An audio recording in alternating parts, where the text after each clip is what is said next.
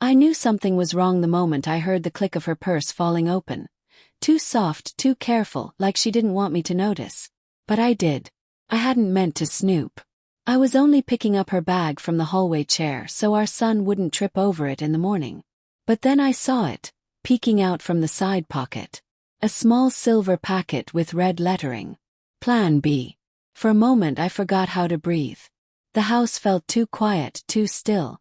Just the ticking of the kitchen clock and the dull hum of the refrigerator. My hands shook as I pulled it from the pocket, staring at it like it might explain itself. We were married. We were trying for another child. We had talked about trust, honesty, the future. This wasn't part of any future I recognized. My mind spun with possibilities. None of them good. I didn't even remember making the decision. 1 second I was in a fog of disbelief. The next I was rummaging through the bathroom cabinet, grabbing an old bottle of B12 vitamins. The pills were roughly the same size. I put the Plan B in my own drawer, slid the vitamin pill back into the little foil square, pressed it down until it looked untouched. And that was the moment, the stupid, reckless moment. I realized I needed answers more than I needed to explode at her. When she came home later from drinks with coworkers, I watched her move through the hallway, her face tired, her hair windblown. She kissed my cheek like nothing was wrong. I forced a smile. "Good night." "Long," she exhaled. "You wouldn't believe the stress lately." The lie was casual, slipped out too easily. The next morning I heard her in the bathroom. The rustle of foil. Running water. Swallow. My chest tightened.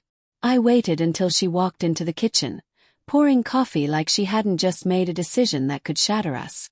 Kept my voice steady. "Rough night." She froze for half a second, just long enough to notice. "Why do you ask? You just seem off." She avoided my eyes. "Just tired." And for a moment I thought maybe I was wrong. Maybe the pills were old. Maybe they weren't for what I thought. But then her phone vibrated on the counter. And she flinched. Not a big movement. Not dramatic. Just enough to tell me the truth before I even saw the message flash across the screen. "Let me know you took it. We can't risk anything." A man's name I didn't recognize. My blood turned cold. She snatched the phone quickly but too late. Her face drained of color. "Listen," she began. "I can explain." "Explain what?" My voice cracked. "That you're sleeping with someone else? That you needed Plan B? That I had to find out from a text that you're afraid of getting pregnant with another man's child?" Tears filled her eyes. "It wasn't like that." "Then tell me," I demanded.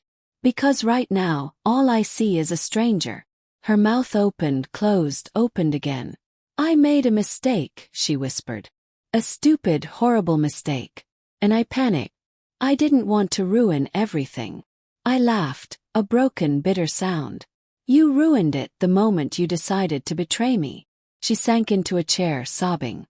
"I'm sorry. I'm so sorry." I wanted to shout, throw something, fall apart. Instead I said quietly, "You didn't take Plan B." Her head jerked up. Confusion flickered across her face. "What do you mean?" "I swapped it," I said. "With vitamins. I needed to know if you'd lie." "And you did." Her breath hitched. Her sobs turned frantic. "Why would you?"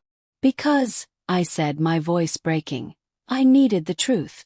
And you weren't going to give it willingly." Silence settled between us. Heavy, suffocating. Finally she whispered, "What happens now?" I looked at the woman I thought I knew. The woman I trusted with my life. And I realized the truth hurt more than anything she'd done. "I don't know," I said. "But whatever happens, it won't be what we were." And that was the moment I understood. Betrayal isn't just the breaking of a promise. It's the breaking of the person who believed it.